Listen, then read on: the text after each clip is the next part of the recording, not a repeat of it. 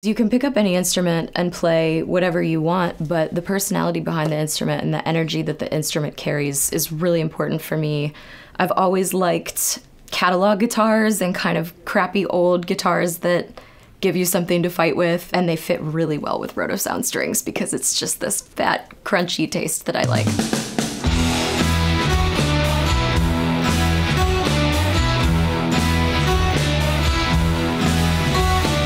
I'm Kim Logan, and I have a band called Kim Logan and the Silhouettes. We play rock and roll music, and it's got some psychedelic, some blues, some stoner elements, some southern rock.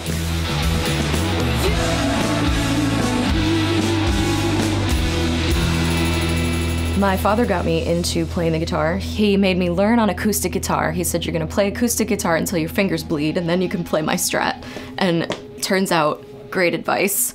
It's why I still like high action and thick strings, and I was always an acoustic player. But I started playing electric guitar when I started my first band. My first electric guitar was like a big jazz guitar, semi-hollow body that was way too big for me. And that's why I loved finding my Teisco.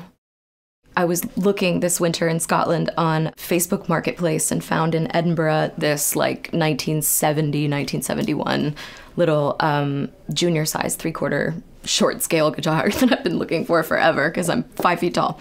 And now it's got top tape strings on it and it's great.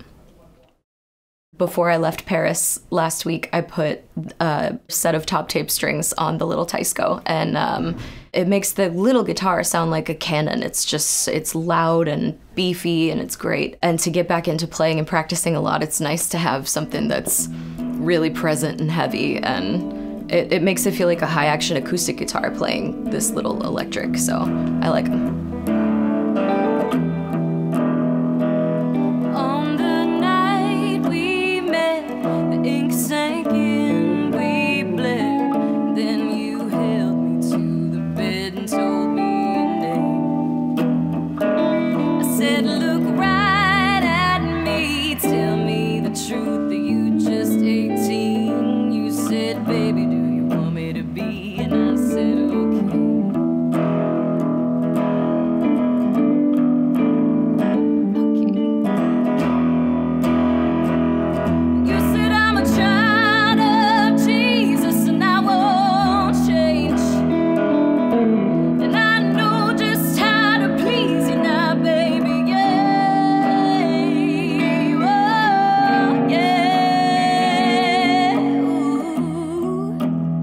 We just made this right before COVID happened. This is my first album with my French band, The Silhouettes.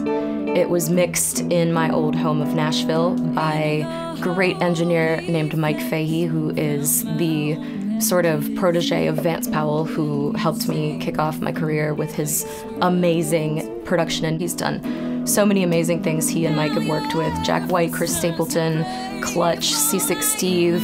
They're just total rock and roll sound wizards. And we put it out in February of 2020 after 2 years of touring on it, and then we did nothing for the last year, and then last month we all got back together in Normandy to start making number 3. I used to live in Nashville, so a lot of my time that I spent in Nashville, I was very into classic country music and the Delta blues and a lot of southern rock and the kind of Graham Parsons Cosmic American country rock. And now we've been writing everything from more heavy, almost metal, bluesy stoner sounds to disco and industrial sounds with the rock flavor. And it's been exciting pushing myself and pushing the band after so long being separated. But I'm alive again since the devil he got back in, and now I'm swimming in what I win and just what I've made. And I'm your sister again, what a shame. I'm cracking your knuckles, I'm wrapping your hands till they break, and you stay afraid. The challenges and the limitations that this last year and a half have presented to all of us, I think, have made us stronger and more resilient and resourceful with what we're able to do with fewer materials, fewer options, and losing live music reveals the unsustainability of not paying artists properly for streaming.